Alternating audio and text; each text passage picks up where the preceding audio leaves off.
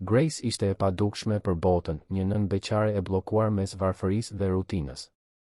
Gjithçka ndryshoi ditën kur u akuzua padrejtësisht për vjedhje në punë, përballë një turme që nuk e njihte. Por nga ai poshtërim publik lindi një mundësi që do ta transformonte jetën e saj përgjithmonë. Nëse ju intereson kjo histori, mos harroni të abonoheni në kanalin ton dhe të na tregoni nga cili qytet po na shikoni. Vazhdojmë. Premtoj se kjo do të jetë historia më e mirë që do të dëgjoni në jetën tuaj. Ora e alarmit ra në 5:30 të mëngjesit, si çdo ditë. Mira i hapi syt ngadalë, duke ndjerë peshën e lodhjes së akumuluar nga kaq shumë net pa gjumë.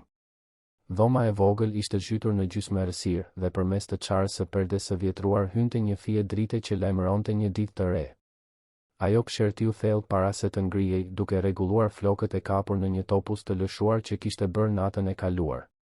Nuk kishte kohë për t'u zbukuruar. Nuk kishte kohë për pothuajse asgjë, në fakt. Mira ishte 32 vjeç, por trupi i saj mbante lodhjen e dikujt shumë më të vjetër. Nuk ishte për shkak të viteve, por për shkak të peshës. Pesha e të qenit nën beqare, e të kujdesurit për një vajzë 7 vjeçare dhe për një nën që kishte nevojë gjithnjë e më shumë për vëmendje. Pesha e të zgjuarit herët, e të punuarit gjithë ditën dhe e të kthyrit në shtëpi vetëm për të filluar një tjetër tërn. Pesha e të mos pushuarit kurrë me të vërtetë. Ajo u ngrit me kujdes për të mos zgjuar Sofien, e cila flinte pranë saj në krevatin doppio që ndanin. Apartamenti ishte shumë i vogël që secila të kishte dhomën e saj, kështu që Mira dhe e bija flinin bashkë që kur ishin transferuar aty 3 vjet më parë. Nuk ishte ideale, por ishte ajo që mund të kishin. Dhe Mira gjithmonë ishte kujdesur t'i mësonte së bijes se e rëndësishme nuk ishte madhësia e hapësirës, por dashuria që zinte vend brenda saj. Eci në heshtje drejt kuzhinës së apartamentit. Ishte një vend i thjeshtë, në një pallat të vjetër në lagjen La Prak, në Tiranë. Muret e qëruara tregonin histori dekadash dhe mobiljet ishin të vjetra por të mirë mbajtura. Mira gjithmonë kujdesej ta mbante gjithçka pastër, të organizuar. Ishte minimumi që mund të bënte për vendin që strehonte familjen e saj. Frigoriferi i vogël zhurmonte lehtë në cep dhe tavolina e kuqe e zbet prej formike zinte qendrën e dhomës. Kishte një fotografi të ngjitur në derën e frigoriferit me një magnet në formë zemre. Ishte një foto e vjetër, kur Sofie ishte vetëm 2 vjeç. Të dyja i buzëqeshnin kamerës të përqafuara në një ditë me diell në park. Mira e shikoi atë foto për një çast, duke ndjerë një therje malli për kohërat që dukeshin më të thjeshta, edhe pse kurrë nuk kishin qenë të lehta. Zonja Carmen ishte zgjuar tashmë, e ulur në tavolinën e kuzhinës me një filxhan kafeje në duar. Në moshën 68 vjeçare, ajo ende kishte një shikim të gjallë, pavarësisht se trupi tashmë jepte shenja të qarta lodhjeje.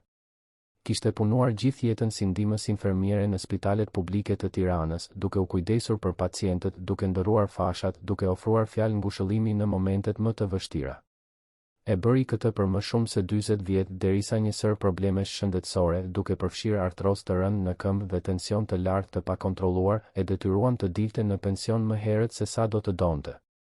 Pensioni ishte modest, mezi ndihmonte në shpenzimet e shtëpisë, por zonja Carmen kurrë nuk ankoi. Ajo thoshte se ishte me fat që ishte gjallë, që mund të shihte mbesën të rritej, që kishte një çati mbi kokë. Mira, bia ime, a fjetë mirë? Pyeti zonja Carmen, megjithse e dinte përgjigjen. Ajo gjithmonë e bënte këtë pyetje, çdo mëngjes, si një ritual kujdesi. Mira buzëqeshi lehtë, në atë mënyrë automatike që bëhet kur nuk do të shqetësosh ata që do ishte një buzëqeshje e lodhur, por e sinqertë. Fjeta, mami. Po ju? Si ndiheni sot? A janë këmbët më mirë? Zonja Carmen ngriti supet, duke pirë një glënjë nga kafja e zezë dhe e fortë që kishte përgatitur. Ajo kurrë nuk e pëlqente kafen me sheqer. Thoshte se hidhësia e mbante zgjuar, vigjilente. Njësoj si gjithmonë, bi. Këmbët më dhëmbin pak, por asgjë që nuk e duroj dot. Do që të bëj një kafe të re? Kjo këtu është ftohur. Nuk ka nevojë, mami. E pi edhe të ftohtë. Ju nuk duhej të ishit zgjuar kaq herët. Duhej të ishit duke pushuar. Dhe të lija të dilje nga shtëpia pa ngrënë asgjë? As mos e mendo. Kam bërë një bukë me gjalpë. Është aty në tavolinë. Dhe ka edhe banane. Ti duhet të hash siç duhet, Mira. Nuk vlen të punosh kaq shumë nëse nuk kujdesesh për shëndetin. Mira u ul pranë së ëmës dhe hëngri shpejt. Nuk ishte një mëngjes i bollshëm, por ishte bërë me dashuri. Dhe kjo, në një farë mënyre, mjaftonte. Buka ishte e ngrohtë, me siguri zonja Carmen e kishte ngrohur në tigan dhe gjalpi shkrinte butësisht mbi të. Të dyja folën pak, vetëm shkëmbyen fjalë të shkëputura për ditën që po fillonte. Zonja Carmen e pyeti Mirën nëse mendonte se do të binte shi, sepse gjuri i saj po i dhimbte më shumë se normalisht, shenje e ndryshimit të motit. Mira u përgjigj se kishte parë në celular që moti ishte i paqëndrueshëm, se ndoshta ishte më mirë që ema të mos dilte nga shtëpia atë ditë. Mira pa orën në murin e kuzhinës dhe kuptoi se duhej të nxitonte. Ishte pothuajse ora 6 dhe ajo duhej të kapte autobusin e orës 6:20 nëse donte të arrinte në punë në kohë. Mami, Sofie ende po fle. Ajo duhet të zgjohet pas gjysmë ore për të shkuar në shkollë, në rregull. Çanta e saj është gati dhe ushqimi është në frigorifer. Ka lëngun me kuti që i pëlqen dhe sanduiçin me djath. Mos harro t'i veshësh xhaketën, sepse është ftohtë. Lëre në dorën time, bia ime. Unë kujdesem për të.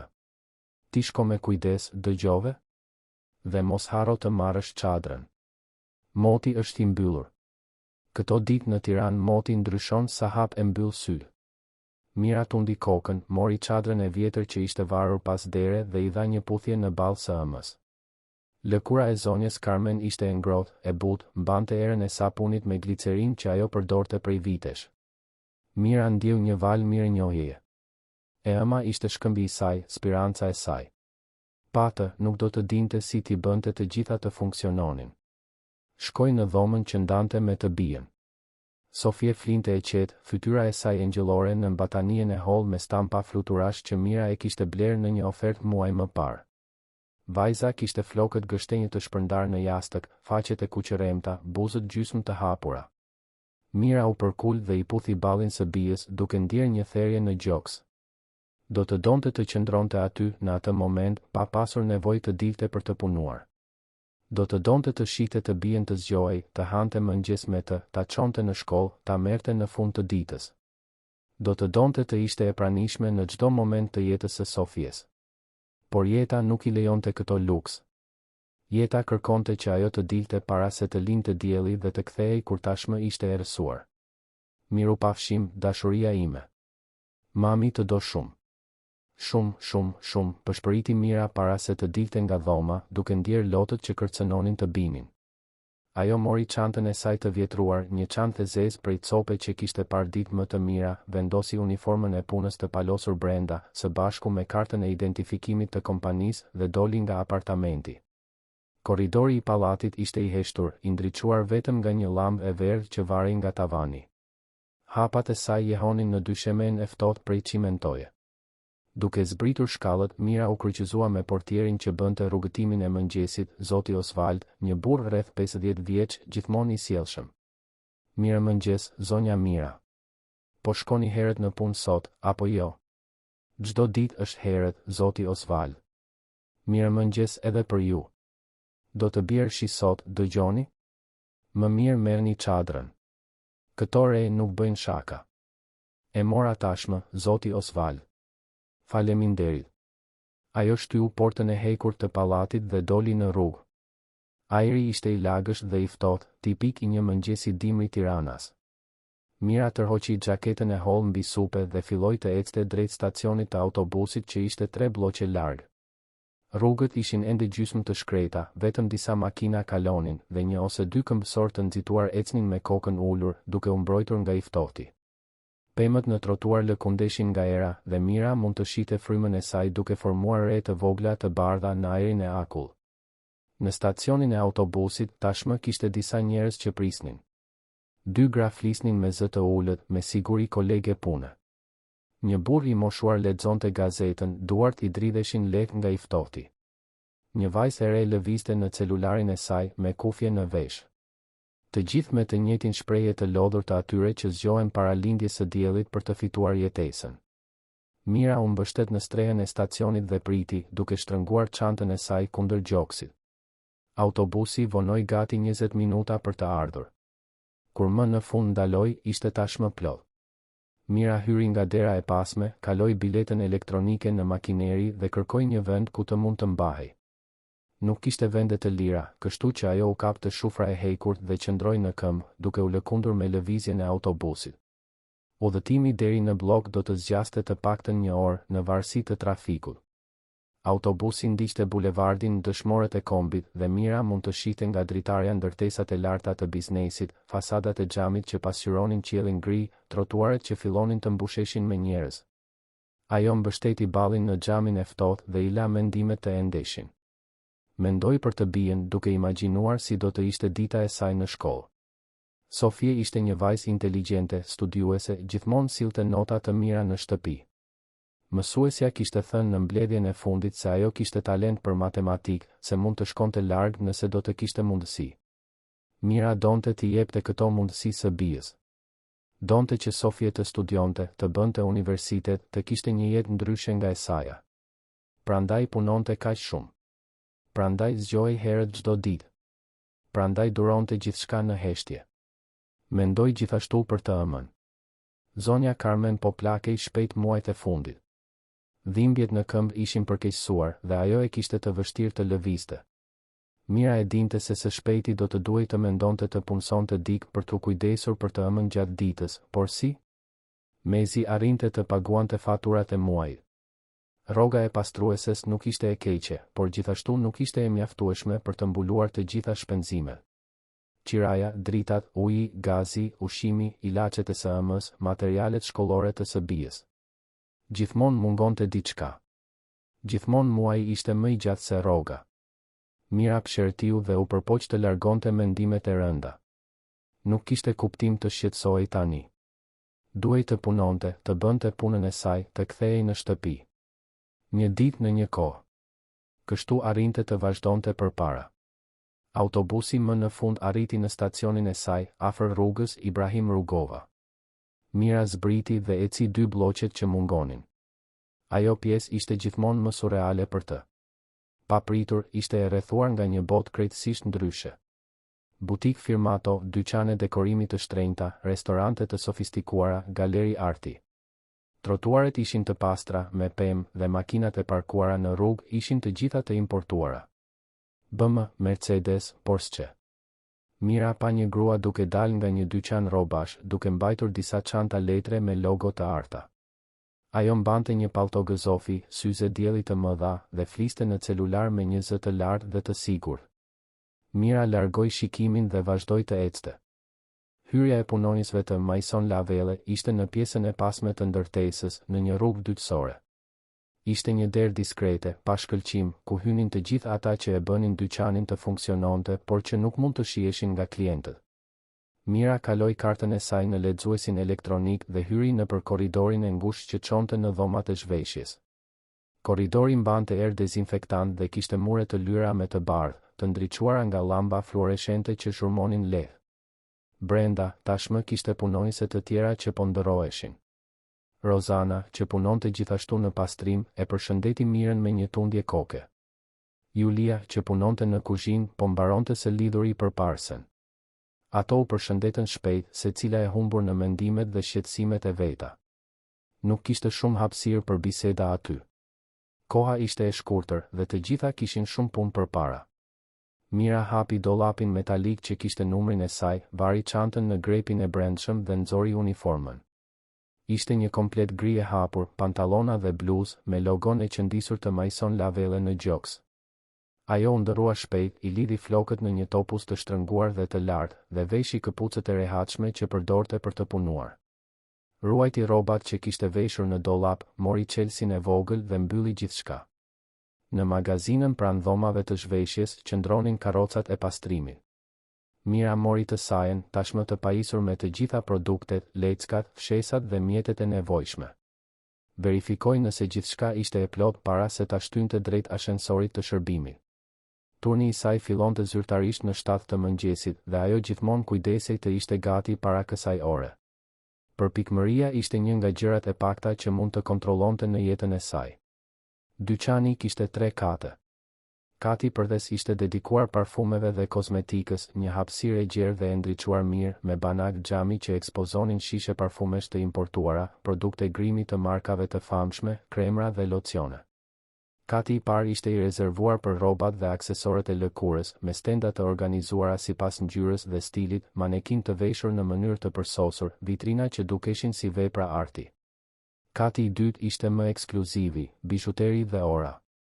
Aty qëndronin pjesët më të shtrenjta, të ruajtura në vitrina me sistem sigurie, të shërbyra nga shitse që kalonin trajnime speciale.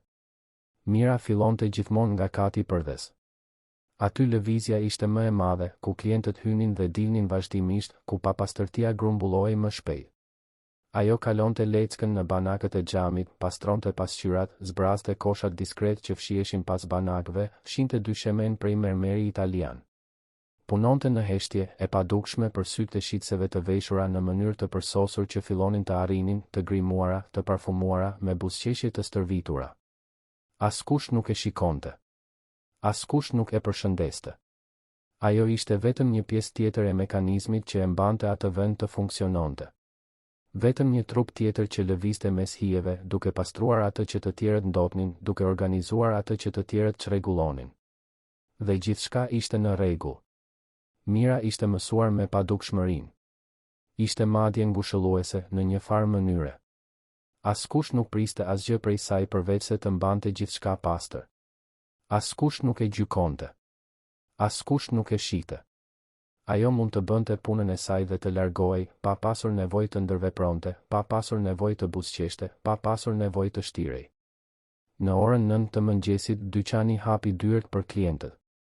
Mira ishte tashmë në katin e parë, duke organizuar atë që duhej bërë para se lëvizja të rritej. Ajo pastroi pasqyrat e dhomave të provës, kaloi fshesën me korrent në tapete, organizoi stendat që ishin pak të çrregullta. Gjithmonë duke punuar në skaje, gjithmonë duke u mbajtur larg klientëve dhe shitseve. Rreth orës 10 të mëngjesit, Mira u ngjit në katin e dytë. Ishte vendi i saj i preferuar në dyqan. Kishte diçka të veçantë në atë hapësirë.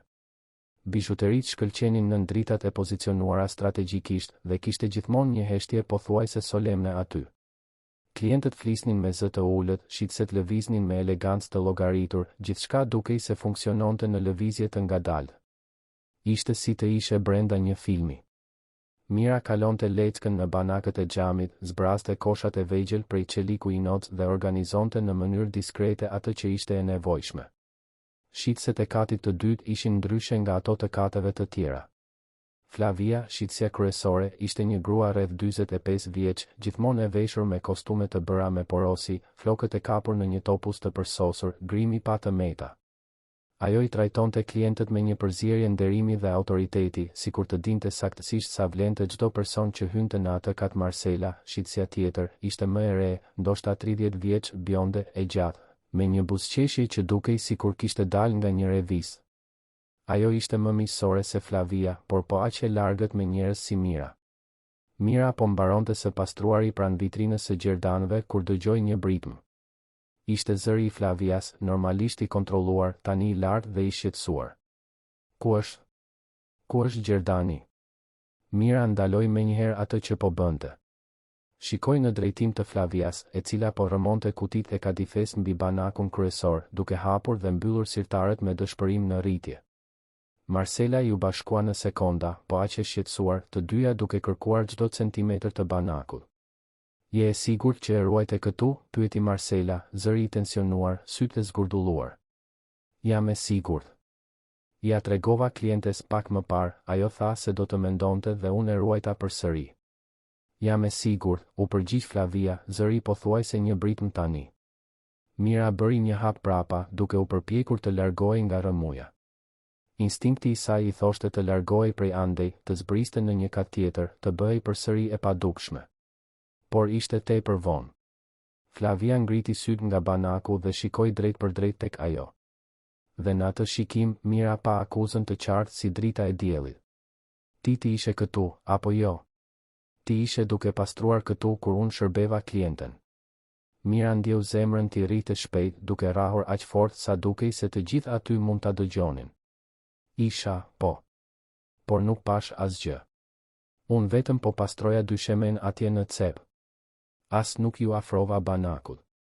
Nuk pe asgjë, përsëriti Flavia, sarkastike, zëri i ngarkuar me përbuzje. Sa e përshtatshme. Betohem që nuk pash asgjë.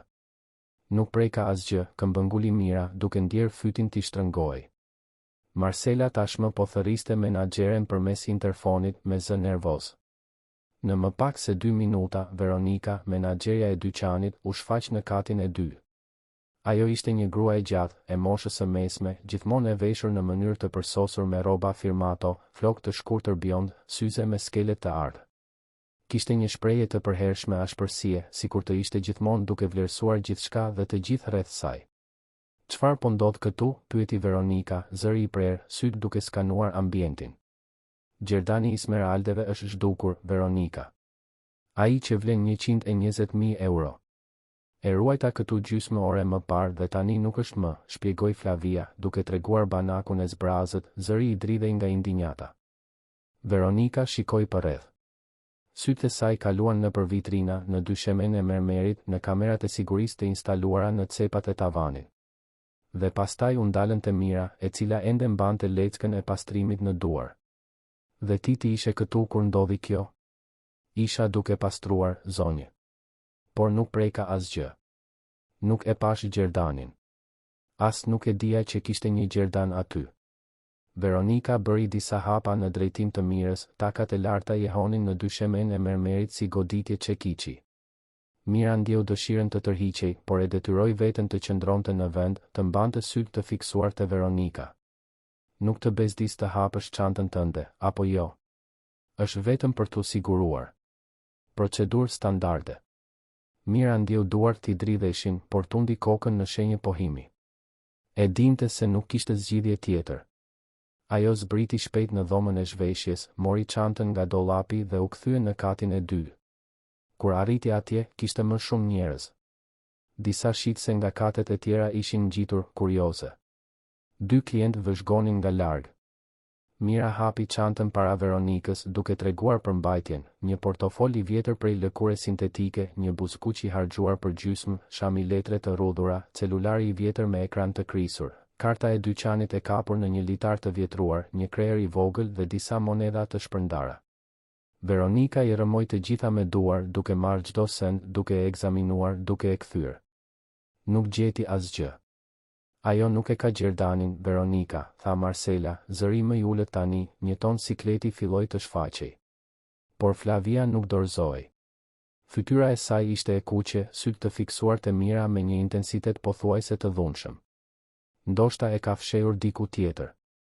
Ndoshta është në xhepin e uniformës. Ose brenda këpucëve. Këto gjëra ndodhin, Veronika. I shohim në lajme çdo ditë. Mira ndjeu lotët t'i djegnin syt, por e detyroi veten të ruante qetësinë. Nuk mund të qante. Jo aty. Jo para të gjithëve. Nuk kam marrë asgjë, zonjë. Betohem për Zotin, për vajzën time, nuk kam marrë asgjë. Veronika pshertiu, por dyshimi ishte ende i stampuar në fytyrën e saj. Ajo nxori radion nga xhepi i xhaketës dhe e aktivizoi. Sigurimi, kam nevojë për 2 agent në katin e 2. Tani. Mira mbeti e paralizuar. Sigurimi.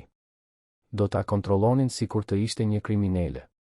Aty, para të gjithëve. Kati i dytë që më parë ishte kaq i heshtur tani ishte plot me njerëz. Shitse, klient, punonjës nga sektor të tjerë që ishin ngjitur kur dëgjuan rrëmujën. Të gjithë e shikonin atë. Paniku ju ngjit në fyt, por ajo nuk mundi të thoshte asgjë. Vetëm qëndroi aty, e palvizur, këmbët i dridheshin, zemra i rrite fort, ndërsa priste të vinin rojet e sigurimit. 2 roje sigurimi u shfaqën shpejt. Ishin burra të mëdhenj, të uniformuar me të zeza, me shprehje serioze dhe profesionale. Njëri prej tyre, më i vjetër, me flokë të thinjur, i kërkoi Mirës ta shoqëronte në një dhomë të rezervuar. Por Flavia ndërhyri, duke bërë një hap përpara. Jo. Kontrollojeni këtu. Nëse ka vjedhur, të gjithë duhet ta shohin. Kjo shërben si shembull. Veronika hezitoi vetëm për një sekondë. Mira mund të shihte konfliktin në fytyrën e menaxheres. Por pastaj Veronika ra dakord me një tundje koke. Bëjeni kontrollin këtu. Mira u çua në një cep të katit të dytë, pranë një prej vitrinave. Roja më i vjetër i kërkoi të ngrinte krahët. Mira u bind, duke ndjerë lotët më në fund të rridhnin nëpër fytyrë. Roja i kontrolloi xhepat, kaloi duart anash uniformës, i kërkoi të hiqte këpucët. Mira i hoqi, duke qëndruar me çorape në dyshemen e ftohtë të mermerit. Roja tjetër kontrolloi brenda këpucëve, lëvizi shollat, ja ktheu. Të gjithë vëzhgonin. Shitëset përshpëritnin mes tyre. Klientët bënin foto diskrete me celularët e tyre. Mira mbajti sytë të fiksuar në dysheme, duke u përpjekur të zhdukej. Por nuk kishte si të zhdukej. Ajo ishte qendra e të gjitha vëmendjeve. Gruaja e padukshme papritur ishte bërë spektakli i ditës. Vjedhësja. E dyshuara. Fajtoria derisa të provojë e kundërta. Nuk gjetën asgjë. Ajo është e pastër, njoftoi roja më i vjetër, duke shikuar Veronikën. Veronika rudhi vetullat, qartësisht e frustruar. Kryqëzoi krahët mbi gjoks dhe shikoi nga mirat e Flavia. Megjithatë, do të therras policin. Ky është një rast serioz. Po flasim për një gjerdan që vlen më shumë se 100.000 euro. Nuk mund ta lëm thjesht të kaloj. Mira ndjeu dyshemen të zhdukej nën këmbët e saj. Policia. Do ta çonin në komisariat. Do të regjistronin një kallëzim kundër saj. Edhe pa prova. Edhe pse ishte e pafajshme. Dhe pastaj çfarë do të ndodhte? Humbja e punës ishte e sigurt. Por po sikur të shkonte më tej? Po sikur ta akuzonin formalisht? Po sikur ta fusnin në burg? Kush do të kujdesej për Sofien? Kush do të kujdesej për të ëmën?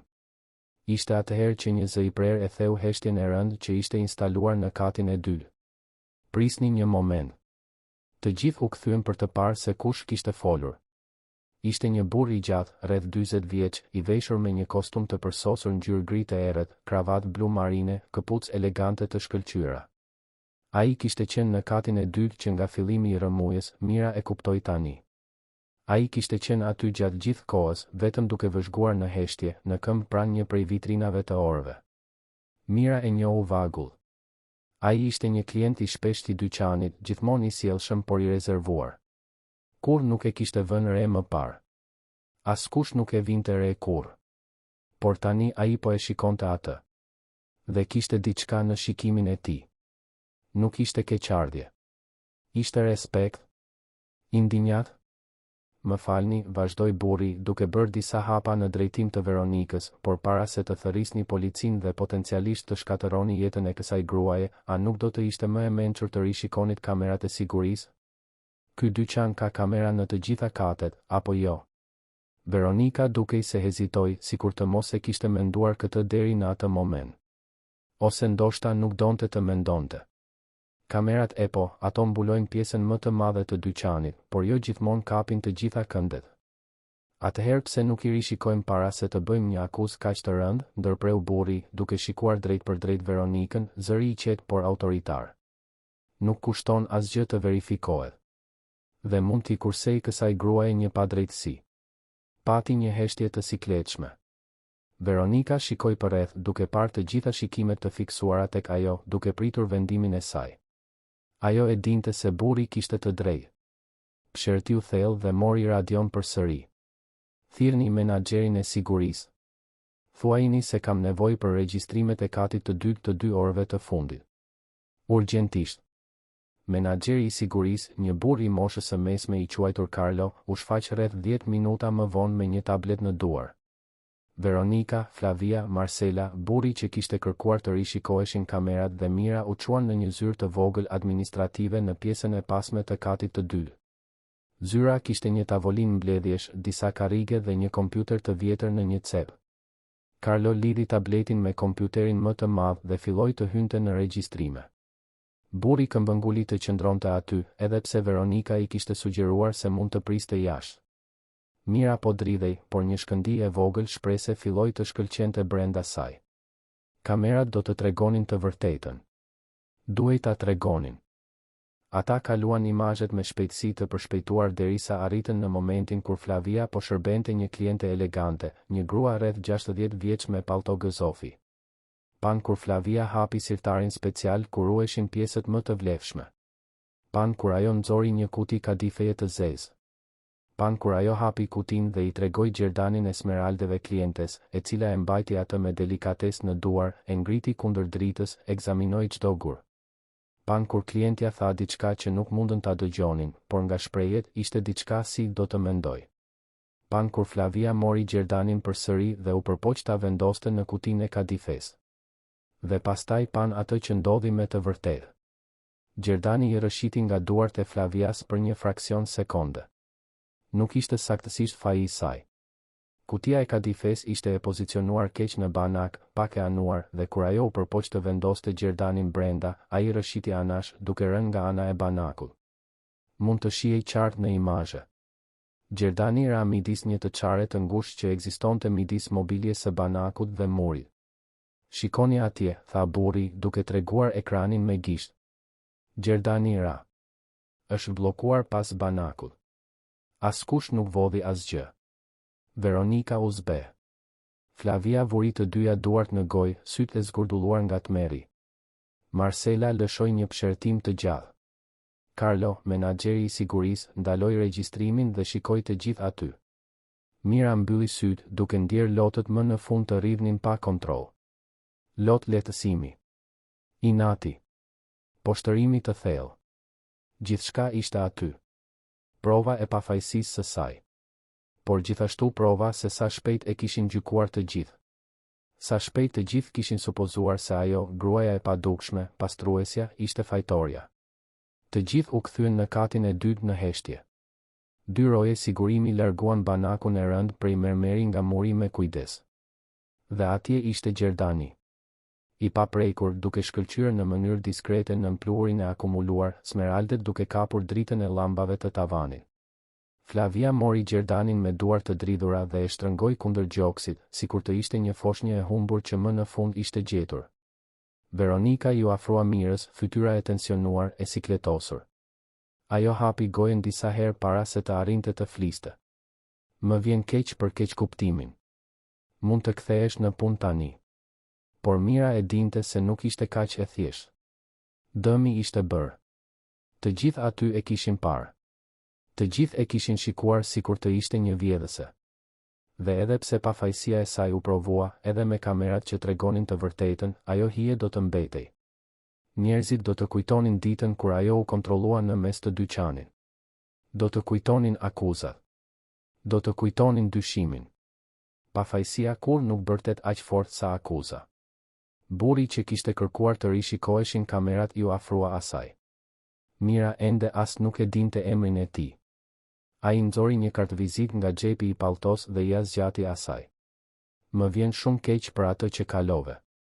Ajo që ndodhi këtu sot ishte një padrejtësi. Nëse ke nevojë për ndonjë gjë, çfarëdo qoftë, më kërko. Emri im është Rafael. Mira mori kartën pa e parë, vetëm duke përshpëritur një faleminderit pothuajse të padëgjueshëm. Ajo donte të largohej prej andej. Donte të zhdukej. Donte të ishte kudo tjetër përveç atij dyqani. Ajo zbriti në dhomën e zhveshjes, mori gjërat e saj dhe doli nga dera e pasme. As nuk u përshëndet me askën. Thjesht doli. Dhe ndërsa ecte nëpër rrugën Ibrahim Rugova me kartën e Rafaelit të shtrënguar në dorë dhe lotët që thaheshin në fytyrë, Mira nuk e dinte se ai ishte vetëm fillimi. Fillimi i diçkaje që do të ndryshonte gjithçka. Mira nuk u kthye direkt në shtëpi. Nuk mundej. Ideja për të arritur në apartament, për të parë fytyrën e së-ëmës, për të shpjeguar se çfarë kishte ndodhur, ishte tepër për ta duruar në atë moment. Në vend të kësaj, eci pa drejtim nëpër rrugët e bllokut, duke shtrënguar çantën e saj kundër gjoksit, syt ende të kuq nga të qarat. Ishte mesditë dhe dielli më në fund kishte çarret gri të mëngjesit. Trotuaret ishin plot me njerëz elegant që hynin e dilnin nga restorantet, dyqanet, sallonet e bukurisë. Mira kaloi pranë një vitrine dhe pa reflektimin e saj. Ishte një rrëmuj. Fytyra e njëtur, uniforma e rrudhur, flokët që i shpëtonin nga topuzi. Ajo dukej saktësisht siç ishte. Një grua e thyrë. Përfundoi duke u ulur në një stol në një shesh të vogël me pemë midis 2 ndërtesave komerciale. Kishte pak njerëz aty. Një burr i moshuar ushqente pëllumbath.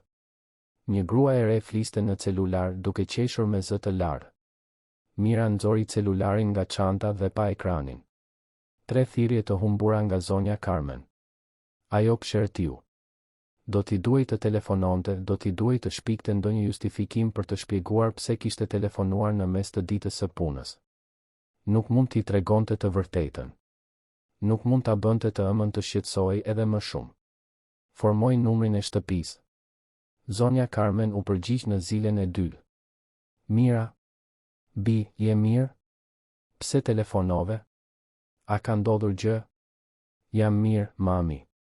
Vetëm doja të dija nëse gjithçka është në rregull me ju dhe Sofien. A shkoj në shkollë siç duhet? Po, shkoj. Por ti kur nuk telefonon në këtë orë? Je e sigurt që gjithçka është në rregull? Po, mami.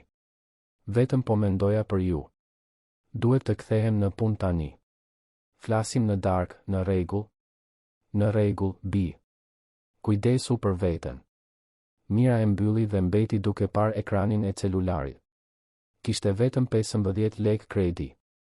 Do t'i duhej ta rimbushte së shpejti, por nuk e dinte kur do të kishte para për këtë.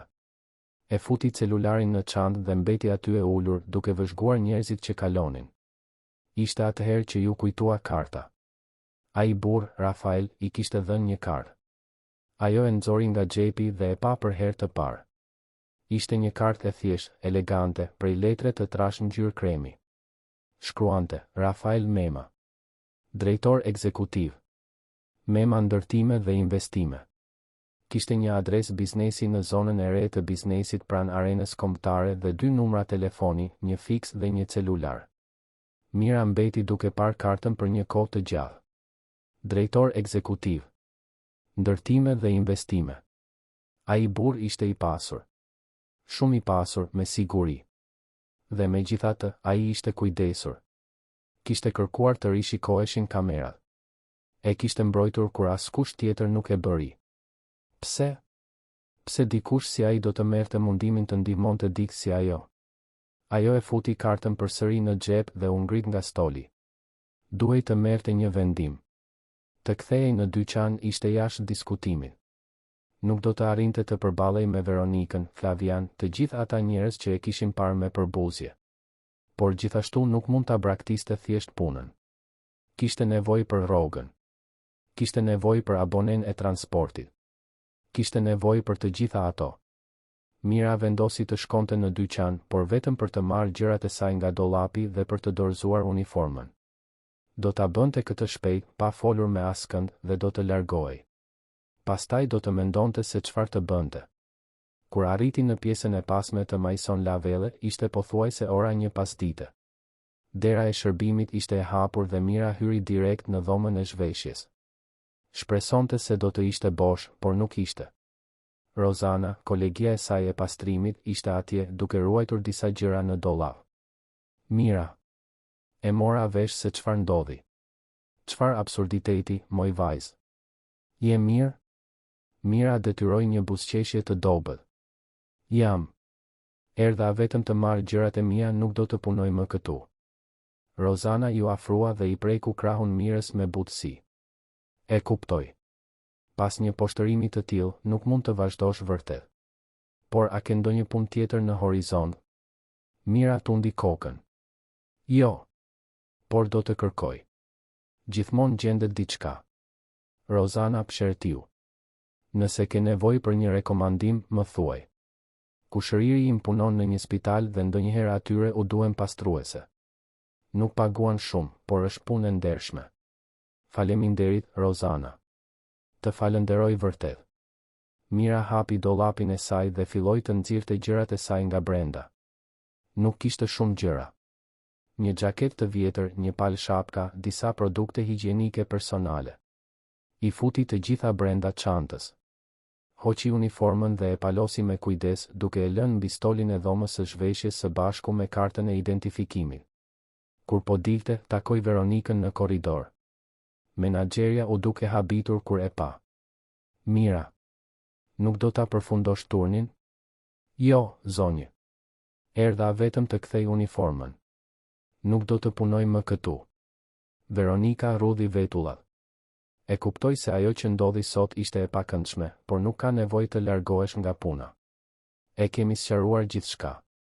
Ti u shpall e pafajshme. Mira e pa drejt për drejt në sy Veronikën. Kishte kaq shumë gjëra që donte të thoshte. Donte të bërtiste se të shpalleshe e pafajshme nuk e fshinte poshtërimin. Se njerëzit nuk do të harronin kur atë ditë. Se edhe pa faj, ajo do të mbante atë shenjë për gjithmonë. Por nuk tha asgjë nga këto. Tha vetëm atë që duhej thënë. E di, zonjë. Por preferoj të largohem. Faleminderit për mundësinë. Dhe u largua para se Veronika të mund të përgjigjej. Udhëtimi i kthimit për në shtëpi ishte i gjatë dhe i heshtur. Mira gjeti një vend pranë dritares në autobus dhe mbeti duke parë qytetin që kalonte. Tirana ishte e pafund, e zhurmshme, plot kontraste. Kishte kaq shumë njerëz, kaq shumë histori, kaq shumë jetë që ndodhnin në të njëjtën kohë. Dhe ajo ishte vetëm një prej tyre. Vetëm një grua tjetër që luftonte për të mbijetuar. Arriti në shtëpi rreth orës 3 pasdite. Zonja Carmen ishte në dhomën e ndenjes duke parë telenovelën e pasdites në televizorin e vjetër. Ajo e fiku menjëherë kur pa të bien të hynte. Mira, çfarë bën këtu në këtë orë? A u ndjeve keq? Mira u ul pranë së ëmës në divanin e vjetruar dhe më në fund i la lotët të binin. Zonja Carmen e përqafoi, pa bërë pyetje, vetëm duke ofruar ngushëllimin e pranisë së saj. Më pushuan nga puna, mami. E po, jo saktësisht. U largova vetë. Por ishte për shkak të një gjëje të tmerrshme që ndodhi. Dhe Mira i tregoi gjithçka. Për Gjerdanin, për akuzat, për kontrollin para të gjithëve, për kamerat që provuan pafajësinë e saj tepër vonë. Zonja Carmen dëgjoi gjithçka në heshtje, duke i përkëdhelur flokët së bijës. Bija ime. Bija ime e dashur. Ti nuk e meritoje të kaloje në për këtë. Askush nuk e meriton. Nuk di çfarë të bëj, mami. Ne kemi nevojë për rrogën time. Janë faturat, janë ilaçet tuaja, është shkolla e Sofies. Duhet të gjej një punë tjetër shpejt, por kush do të më punësoj? Unë nuk kam përvojë në asgjë tjetër përveç pastrimit. Zonja Carmen i fshiu lotët nga fytyra e Mirës me gishtin e madh, siç bënte kur ajo ishte fëmijë. Do t'ja dalim, bi. Gjithmonë ja kemi dalë. Zoti nuk i braktis ata që kanë besim. Do të gjesh një punë tjetër. Diçka më të mirë. Diçka ku të vlerësojnë me të vërtetë. Mira donte ta besonte këtë. Donte të kishte besimin e patundur të së ëmës. Por në atë moment, gjithçka që ndjente ishte frikë. Frikë për të ardhmen. Frikë se nuk do të arrinte të paguante faturat. Frikë se do të zhgënjente të bien. Sofie arriti nga shkolla në orën 5 pasdite, e sjell nga gjyshja e një shoqeje klase që jetonte në të njëjtin pallat. Ajo hyri duke kërcyer, me çantën në shpinë, fytyra e ndriçuar. Mami, ti ke ardhur tashmë. Çfarë surprize e bukur. Mira hapi krahët dhe Sofie vrapoi drejt tyre. Ato qëndruan të përqafuara për një kohë të gjatë. Mira thithi aromën e flokëve të së bijës, atë aromë shampoje për fëmijë të përzier me lapsa dylli dhe gomë shkolle. Ishte aroma e pafajësisë. E pastërtisë. E gjithçkaje që ja vlente të mbrojej në këtë botë. Si ishte shkolla sot, dashuria ime? Ishte e mrekullueshme. Mësuesja tha se mora 10 në provimin e matematikës. Dhe do të bëjmë një prezantim javën tjetër për kafshët. Unë zgjodha të flas për delfinët. A e dije se delfinët janë super inteligjent, mami? Po, e dija. Do të dalësh shumë mirë në prezantim. Ti je vajza më e zgjuar që njoh. Sofie buzëqeshi, krenare, dhe vrapoi në dhomë për të ndëruar rrobat. Mira e vëzhgoi të bien të largohej dhe ndjeu zemrën t'i shtrëngohej. Duhej të gjente një punë. Jo për vete. Por për atë vajzë që meritonte të kishte një jetë më të mirë. Ditët në vijim ishin të vështira. Mira zgjoi herët çdo ditë dhe dilte për të kërkuar punë. Çonte savë të printuara në disa dyqane, supermarkete, restorante, spitale. Por përgjigjet ishin gjithmonë të njëjta. Nuk kemi vende të lira për momentin. Do ta ruajmë cvën tuaj. Nëse del diçka, ju telefonojmë. Ajo e dinte se nuk do të telefononin. Kaloi një javë. Pastaj 2. Parat po mbaronin. Mira kishte një rezervë të vogël, pak më shumë se 50.000 lekë të ruajtura për emergjenca, por ajo vlerë po shkrinte shpejt. Duhej të blinte ushqim, ilaçe për të ëmën, materiale shkollore për Sofien. Çdo lekë që dilte ishte një peshë në gjoks. Zonja Carmen përpiqej të ndihmonte si të mundte. Ajo gatuante vakte të thjeshta por të bollshme, duke shfrytëzuar çdo përbërës në maksimum. Bënte supë perimesh që zgjaste disa ditë. Përgatiste oriz me vezë që shuante urinë. Kur nuk ankoi. Kur nuk e bënte mirën të ndiej fajtore. Por Mira e shite shqetësimin në sytë e së ëmës. Shite si ajo numëronte dhe rinumëronte monedat në kavanozin e ushqimeve.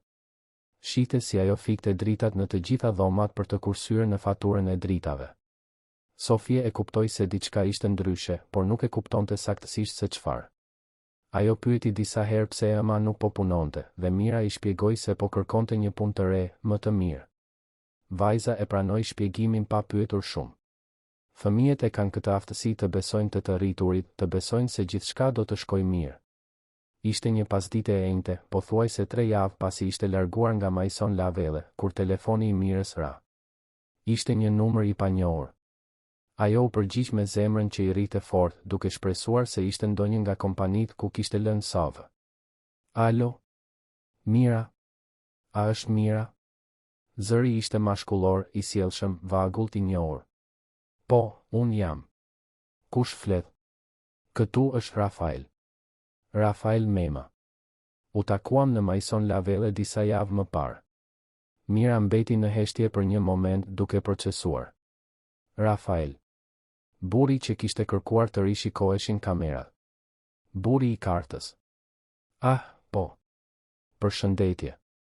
Si e gjetët numrin tim? E kërkova në dyqan. Shpresoj të mos të bezdis. Doja të dija si je. Mbeta duke menduar për atë që ndodhi atë ditë. Ishte tepër e padrejtë. Mira nuk dinte çfarë të thoshte. Pse po e telefononte ai burr? Pse i interesonte? Jam mirë. Dua të them, po e përballoj situatën. Faleminderit që pyetet. Pati një pauzë nga ana tjetër e linjës. Mira, e di që mund të duket e çuditshme që po telefonoj kështu, por do të doja të flisja me ty personalisht. A do të kishe pak kohë të lirë? Mund të takohemi në një kafene, ose ku të preferosh ti. Mira hezitoi. Të gjitha sinjalet e alarmit po binin në kokën e saj. Nuk e njihte atë burr. Nuk i dinte qëllimet e tij. Por në të njëjtën kohë kishte diçka në zërin e tij. Një sinqeritet. Një shqetësim i vërtetë. A mund të jetë në një vend publik? Gjatë ditës? Sigurisht. Çfarë mendon për kafenen në qendrën tregtare Toptani? Nesër, rreth orës 2 pasdite? E ke të lehtë të arrish me transport publik. Mira mendoi shpejt. Kishte nevojë për para për biletën e autobusit, por ende kishte disa lekë në kartën e saj. Në rregull. Do të jem atje. Shkëlqyeshëm. Atëherë, shihemi nesër. Dhe Mira? Faleminderit që pranove. Ajo e mbylli telefonin me zemrën që i rrite fort. Çfarë sapo kishte bërë? Pse kishte pranuar të takonte atë burr? Por në të njëjtën kohë, një pjesë e saj ishte kurioze. Dhe një pjesë tjetër e dëshpëruar. Nëse ai kishte diçka për të ofruar, ndonjë mundësi, ajo duhej ta dëgjonte. Atë natë, Mira pothuajse nuk fjeti. Qëndroi e shtrirë pranë Sofies duke parë tavanin, duke menduar për të gjitha mundësitë. Çfarë donte Rafael? Pse kishte marrë mundimin ta kërkonte? A ishte një propozim pune? Apo ishte diçka tjetër? Të nesërmen në mëngjes, Mira zgjodhi rrobat më të mira që kishte. Nuk ishte ndonjë gjë e madhe, vetëm një palë xhinse të errëta dhe një bluzë blu marine, por ishin të pastra dhe të hekurosura mirë. I rregulloi flokët në një bisht të thjeshtë dhe vuri pak buzë kuq. U pa në pasqyrë dhe pa një grua të lodhur, por dinjitoze. Ishte maksimumi që mund të bënte. Doli nga shtëpia në 12:30, duke i thënë së ëmës se do të takonte një punëdhënëse të mundshme. Zonja Carmen e bekoi me një shenjë kryqi dhe tha se do të lutej që gjithçka të shkonte mirë. Udhëtimi me autobus ishte i shpejtë. Mira zbriti në stacionin pranë qendrës dhe eci deri te qendra tregtare. Ishte një vend i bukur, modern, plot dyqane të shtrenjta dhe restorante të sofistikuara. Ajo u ndje huaj aty, por e detyroi veten të vazhdonte përpara. E gjeti kafenen lehtësisht. Ishte një vend i gjerë, me tavolina druri dhe karrige të rehatshme. Rafael ishte tashmë atje, i ulur në një tavolinë në cep, pranë dritares. Ai u ngrit sapo e pa të hynte. Mira. Sa mirë që erdhe. Të lutem, ulu. Mira u ul, duart nervoze mbi prerin e saj. Rafael porositi 2 kafe dhe priti që të shërbeheshin para se të fillonte të fliste. E di që duhet të jesh duke pyetur veten pse telefonova. Pse kërkova të takohemi. E vërteta është se nuk munda të ndaloja së menduari për atë që ndodhi atë ditë. Mënyra se si u trajtove ishte e papranueshme. Dhe unë ndjeva përgjegjës që nuk ndërhyra më herët. Ju nuk keni asnjë faj. Ju ishit i vetmi person që më mbrojti. Rafael tundi kokën. Duhej të kisha bërë më shumë. Dhe prandaj jam këtu. Dua të të ofroj një mundësi. Një punë në kompaninë time. Mira zgurdulloi sytë. Nuk mund ta kishte dëgjuar mirë. Një punë? Në kompaninë tuaj? Por unë nuk kam kualifikim për të punuar në një kompani ndërtimesh. Unë di vetëm të pastroj. Rafael buzëqeshi butësisht. Të gjithë kanë aftësi, Mira. Ti mund të mos kesh një diplom, por ke diçka më të rëndësishme. Vendosmëri. Forcë. Dinjitet. E pash këtë tek ti atë ditë. Dhe kompania ime ka nevojë për njerëz të tillë. Por çfarë do të bëja? Cili do të ishte funksioni? Për të filluar, diçka e thjeshtë. Ndihmës administratore. Të organizosh dokumente, të arkivosh letra, të ndihmosh në atë që është e nevojshme. Me kalimin e kohës mund të mësosh më shumë, të rritesh brenda kompanisë. Unë besoj në dhënien e mundësive njerëzve që e meritojnë. Mira ndjeu lotët që kërcënonin të binin, por i mbajti. Nuk mund të qante aty. Jo para ti. Nuk di çfarë të them. Pse po e bëni këtë për mua? Rafael mbeti në heshtje për një moment, sikur po zgjidhte fjalët me kujdes. Sepse unë u rrita duke parë nënën time të trajtohej në të njëjtën mënyrë siç u trajtove ti atë ditë. Edhe ajo ishte pastruese. Edhe ajo ishte e padukshme. Dhe i betova vetes se nëse një ditë do të kisha fuqinë për ta ndryshuar këtë, për t'u dhënë mundësi njerëzve si ajo, do ta bëja. Kështu që këtë po bëj. Mira fshiu një lot që i shpëtoi dhe tundi kokën. E pranoj. E pranoj mundësinë. Nuk e di nëse do të jem mjaftueshëm e mirë, por do të përpiqem. Do të jap më të mirën time. E di që do ta bësh. Dhe do të jesh e shkëlqyer. Mund të fillosh të hënën e ardhshme. Do të jap adresën e zyrës dhe të gjitha detajet. Rroga fillestare është 2 fishi i asaj që fitoje në dyqan dhe do të kesh përfitime si bonuse ushqimore dhe sigurim shëndetësor. Mira nuk mundi t'i mbante lotët këtë herë. Qau aty në kafene, para atij burri që mezi e njite por që po i ndryshonte jetën. Rafael nuk u duki sikletosur. Vetëm priti me durim që ajo të qetësoj, duke i ofruar peceta dhe fjalë të buta. Kur Mira doli nga ajo kafene, bota dukej ndryshe. Ngjyrat ishin më të gjalla. Ajri ishte më i lehtë. Kishte shpresë për sëri. Ajo mori autobusin për në shtëpi me një buzëqeshje në fytyrë, për herë të parë pas disa javësh. Zonja Carmen dhe Sofie ishin në dhomën e ndenjes kur ajo arriti. Mira hyri dhe njoftoi me zë të prerë dhe të gëzuar. Gjeta një punë të re. Një punë më të mirë. Do të jemi mirë. Dhe të treja u përqafuan, duke qarë dhe duke qeshur në të njëjtën kohë. Sepse ndonjëherë kur gjithçka duket se po shembet, është pikërisht atëherë kur universi komploton për të rindërtuar gjithçka në një formë edhe më të bukur. Mira nuk e dinte ende, por ai takim në kafene ishte vetëm fillimi i një udhëtimi që do të transformonte jo vetëm jetën e saj profesionale, por gjithë jetën e saj. Rafael Mema nuk ishte vetëm një punëdhënës bujar. Ai do të ishte shumë më tepër se kaq. Por këto zbulime do të vinin me kalimin e kohës. Për momentin, Mira i lejoi vetes vetëm të ndjente mirënjohje dhe shpresë. Dhe ndjesin se, më në fund, gjërat po fillonin të viheshin në vendin e tyre. E hëna erdhi më shpejt se sa priste Mira.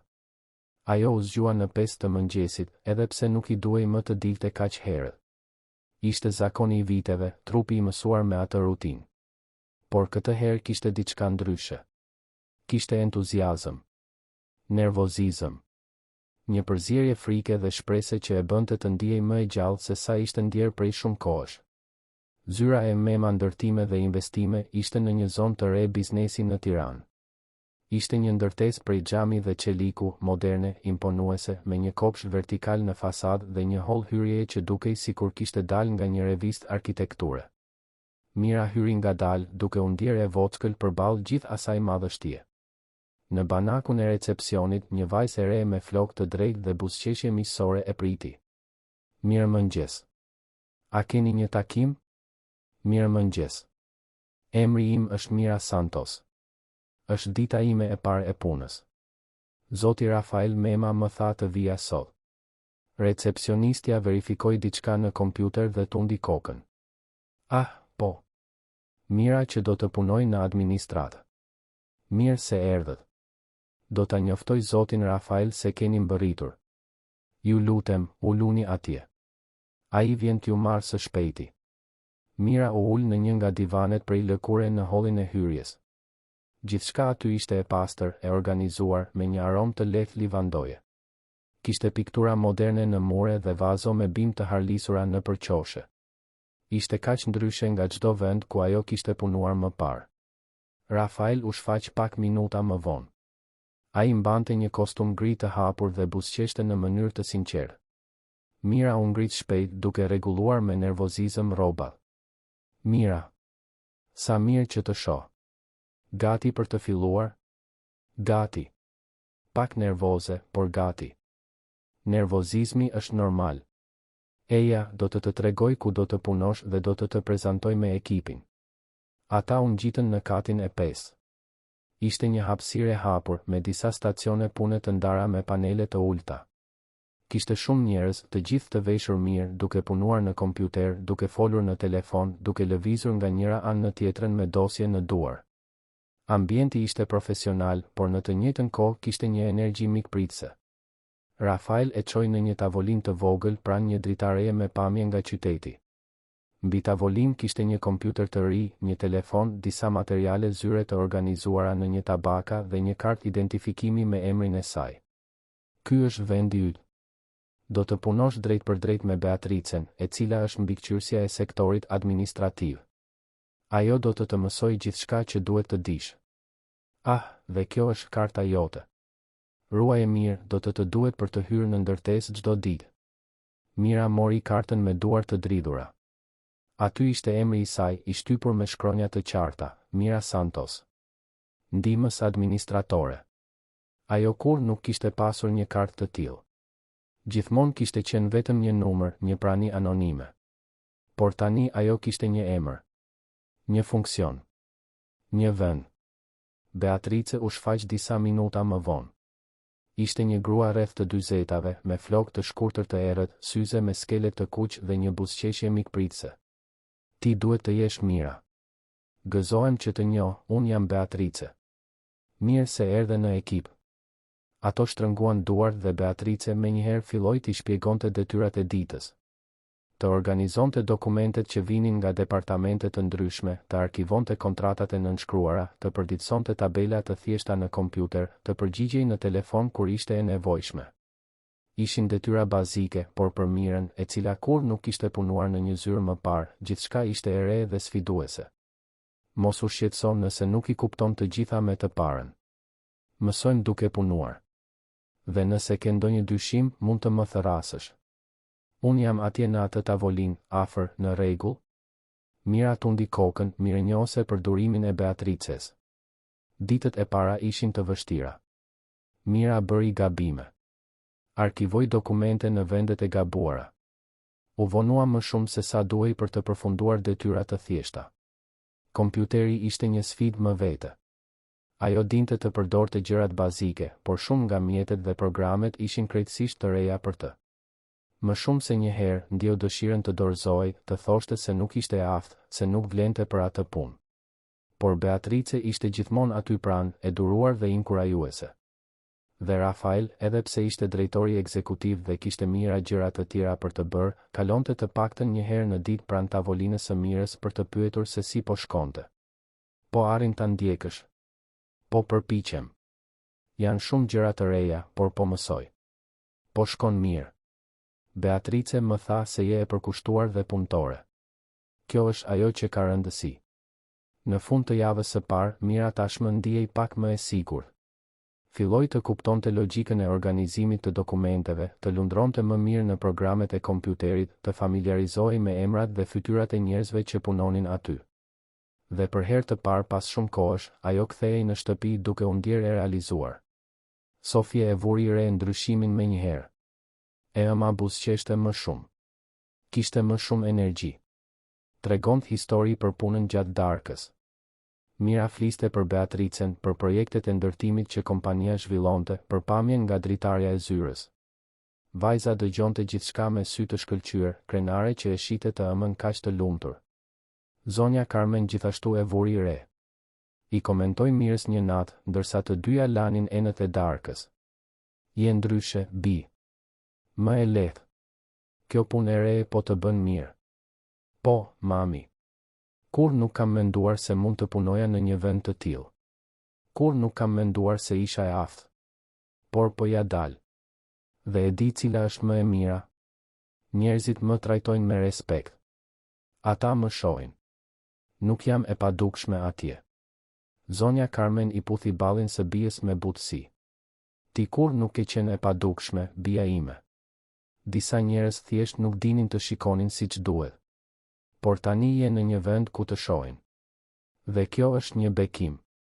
Kaluan disa javë. Mira u përshtat gjithnjë e më mirë. Beatrice filloi t'i besonte detyra më komplekse. Mira mësoi të bënte analiza bazike të tabelave, të shkruante emaile profesionale, të organizonte mbledhje. Zbuloi se kishte një talent natyral për të identifikuar modele dhe për të përmirësuar proceset. Disa herë sugjeroi ndryshime në mënyrën se si arkivoheshin dokumentet ose si organizoheshin disa informacione, dhe sugjerimet e saj u pranuan dhe u zbatuan. Ishte në një nga këto raste që Rafael e thiri në zyrën e tij. Ishte një zyrë e gjerë në katin e 6, me një tavolinë të madhe prej drurit të errët, rafte plot me libra dhe trofe, dhe një pamje panoramike të Tiranës. Mira hyri nervoze, duke menduar se kishte bërë diçka gabim. Ulu, Mira. Nuk ka nevojë të jesh e tensionuar. Dua vetëm të bisedojmë. Ajo u ul në karrigen përballë tavolinës së tij. Beatrice më tregoi për sugjerimet e tua për të riorganizuar arkivin e kontratave. Tha se ke krijuar një sistem të ri që po i kursen shumë kohë ekipit. Jam i impresionuar. Mira ndjeu fytyrën ti nxehej. Ishte vetëm një ide e thjeshtë. Vura re se humbisnim shumë kohë duke kërkuar dokumentet, kështu që mendova një mënyrë për t'i organizuar më mirë. Nuk ishte vetëm një ide e thjeshtë. Ishte një ide inteligjente. Dhe kjo tregon se ke potencial për shumë më tepër se sa thjesht të arkivosh letra. Po mendoja të promovoja. A do të pranoje të merrje një rol si asistente projektesh? Do të kishe një rrogë më të mirë dhe përgjegjësi më të mëdha, por e di që ja del. Mira mbeti pa fjalë. Një promovim. Më pak se 2 muaj në punë dhe tashmë po promovohej. Dukej surreale. Unë nuk di çfarë të them. Sigurisht që pranoj. Faleminderit për besimin, zoti Rafael. Mund të më thërrasësh thjesht Rafael. Ne punojmë si ekip këtu. Dhe nuk ka nevojë të falënderosh. Ti e meriton këtë mundësi. Nga ajo ditë, jeta e Mirës ndryshoi edhe më shumë. Si asistente projektesh, ajo filloi të merrte pjesë në mbledhje, të ndiqte zhvillimin e projekteve të pasurive të paluajtshme, të kuptonte se si funksiononte e gjithë operacioni. Ishte shumë punë, shumë informacion i ri, por ajo e thithte gjithçka si një sfungjer. Bënte shënime të detajuara, bënte pyetje kur kishte dyshime, studionte në shtëpi natën pasi Sofie shkonte të flinte. Rafael filloi ta përfshinte gjithnjë e më shumë. I kërkonte mendimin për aspekte të caktuara të projekteve. E merrte me vete për të vizituar kantieret në ndërtim. E prezantonte me investitorët dhe partnerët si një person të rëndësishëm të ekipit. Dhe Mira lulëzonte në atë midis respekti dhe mundësish. Por nuk ishte vetëm puna që po ndryshonte. Kishte diçka tjetër që po ndodhte, diçka që Mira e kuptoi pas pak kohe. Rafael filloi të shfaqej më shpesh pranë tavolinës së saj. Bisedat e shpejta shndërroheshin në biseda të gjata. Pyetjet për punën shndërroheshin në pyetje për jetën e saj. Ai donte të dinte për Sofien, për lojrat e saj të preferuara, për si po shkonte në shkollë. Donte të dinte për zonjën Carmen, për shëndetin e saj, nëse kishte nevojë për diçka. Dhe Mira kuptonte se kishte diçka të sinqertë në ato pyetje. Nuk ishin vetëm mirësjellje boshe. Rafael me të vërtet interesoi. Njëherë, Sofia u sëmur. Një grip i fortë që e la me temperaturë dhe të dobët për disa ditë. Mira duhej të mungonte një ditë në punë për ta çuar te mjeku dhe për t'u kujdesur për të. Kur u kthye të nesërmen, gjeti mbi tavolinën e saj një shport të madhe plot me fruta, lëngje natyrale, ilaçe për fëmijë dhe një arush pelushi me një kartolinë ku shkruhej për Sofien. Shërim të shpejtë. Rafael. Mira mbeti duke parë atë shport për një kohë të gjatë, duke ndjerë diçka të çuditshme në gjoks. Nuk ishte vetëm mirënjohje. Ishte diçka më e thellë. Diçka që e friksonte pak. Beatrice e vuri re dhe u afrua me një buzëqeshje të ditur. Rafael është një shef i jashtëzakonshëm, apo jo? Kur nuk kam parë dikë të interesohet kaq shumë për punonjësit. Ai është i veçantë. Po, është. Ai është shumë i sjellshëm. Beatrice e shikoi Mirën në një mënyrë domethënëse. Mendoj se nuk është vetëm sjellje, Mira. Çdo kush mund ta shohë. Mira bëri sikur nuk e kuptoi se çfarë po insinuonte Beatrice, por në thellësi, ajo e kishte kuptuar prej kohësh. Mënyra se si Rafael e shikonte. Si gjithmonë gjente një justifikim për të kaluar pranë tavolinës së saj. Si buzëqeshte në një mënyrë tjetër kur fliste me të. Kishte diçka aty. Diçka që shkonte përtej një marrëdhënieje profesionale.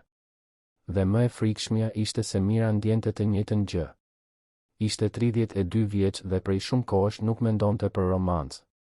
Pasi babai i Sofies u largua, kur ajo ishte ende shtatzën, Mira e kishte mbyllur atë pjesë të vetes. Ndërtoi mure rreth zemrës, duke vendosur se nuk kishte as kohë as energji për t'u dashuruar. Prioriteti i saj ishin e bija dhe e ama.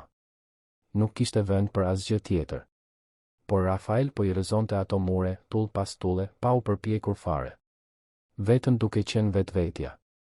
I sjellshëm. I vëmendshëm. I respektueshëm. Dhe Mira po fillonte të ndjente gjëra që nuk i kishte ndjerë prej vitesh.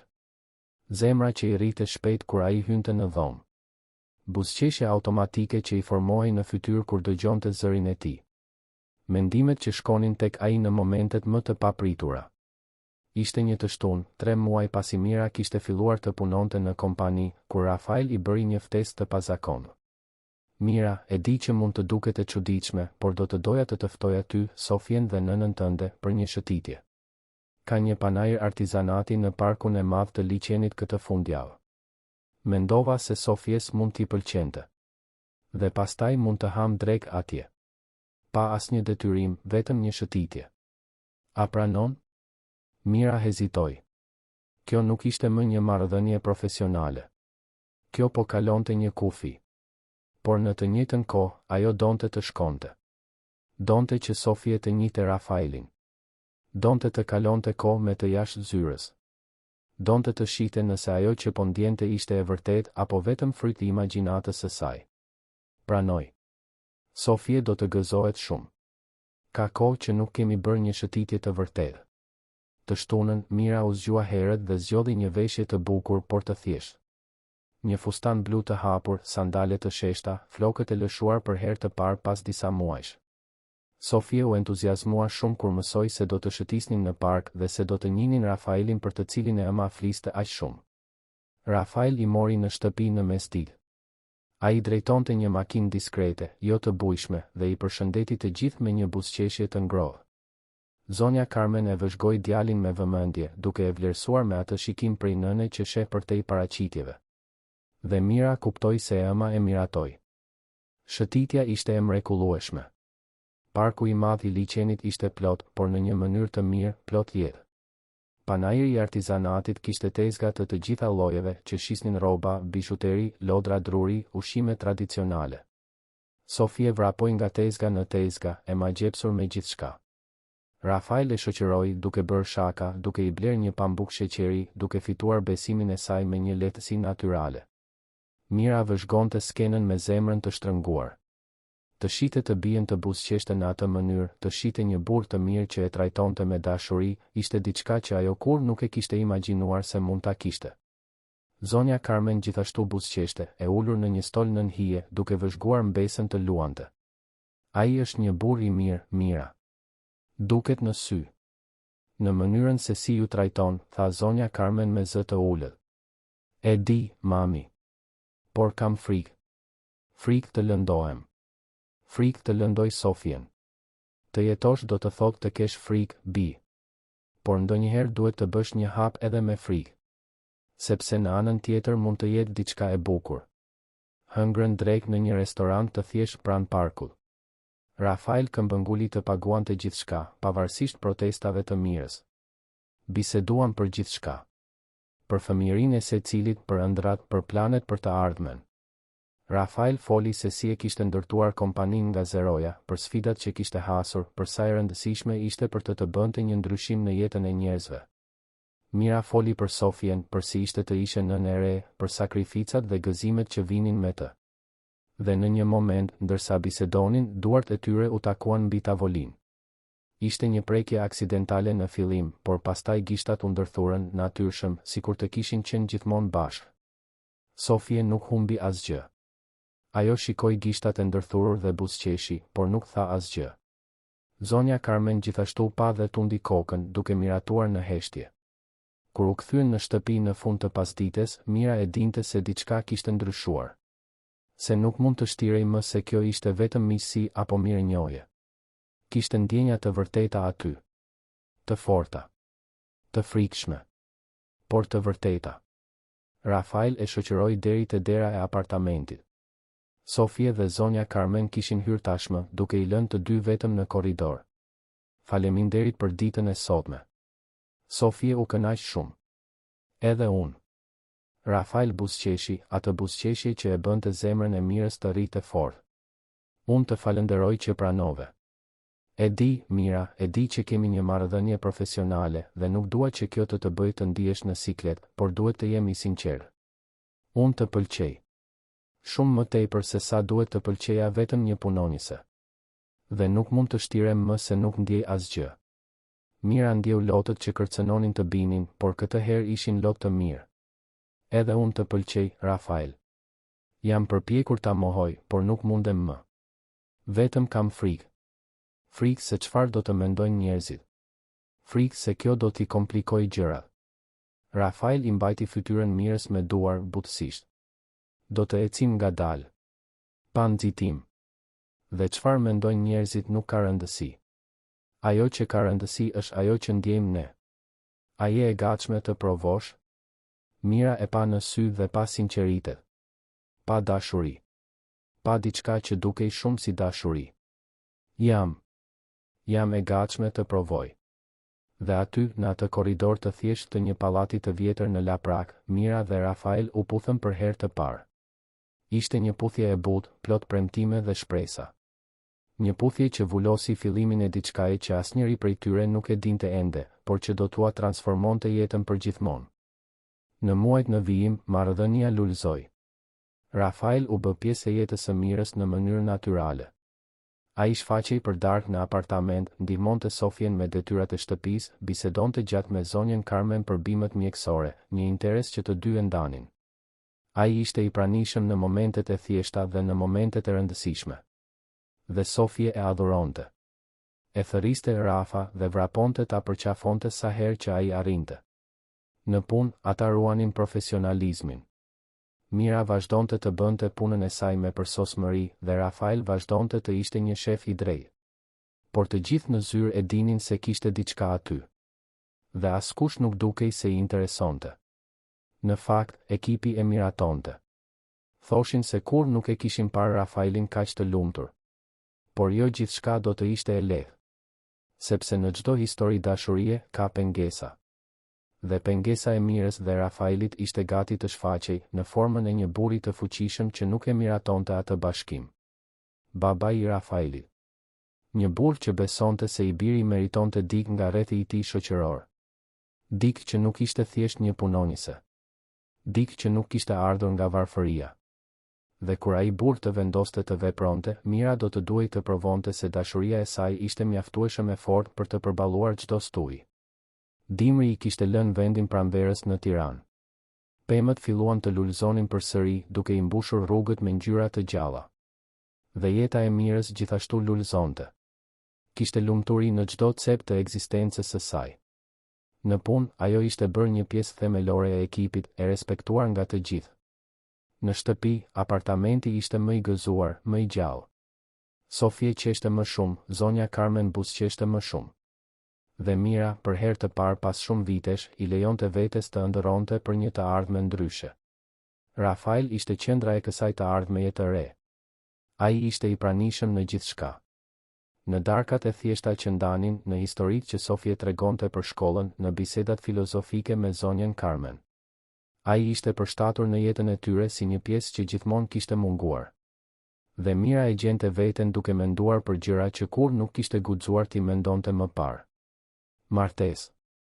Një familje e plotë. Një shtëpi ku dashuria ishte e bollshme. Por jeta ka një mënyrë të veçantë për të na kujtuar se asgjë nuk është e thjeshtë. Se çdo lumturi vjen me çmimin e saj. Dhe çmimi i lumturisë së Mirës dhe Rafaelit ishte gati të paguhej. Ishte një të enjte pasdite kur gjithçka filloi të ndryshonte. Mira ishte në tavolinën e saj duke rishikuar disa dokumente, kur Beatrice u afrua me një shprehje të shqetësuar. Mira, zoti Albert Mema është këtu. Ai dëshiron të flasë me ty. Mira ngriti sytë, e hutuar. Albert Mema? Baba i Rafaelit? Po, pikërisht.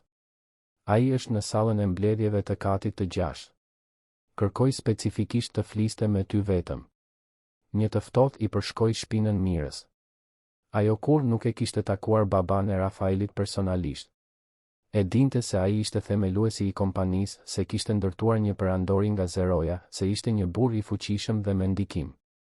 E dinte gjithashtu se ai ishte gjysmë në pension, duke u shfaqur në zyrë vetëm herë pas here. Rafael fliste pak për të atin, por në ato raste të rralla që e përmendte, kishte një tension në zë. Një distancë. Mira mori frym thellë dhe u ngrit.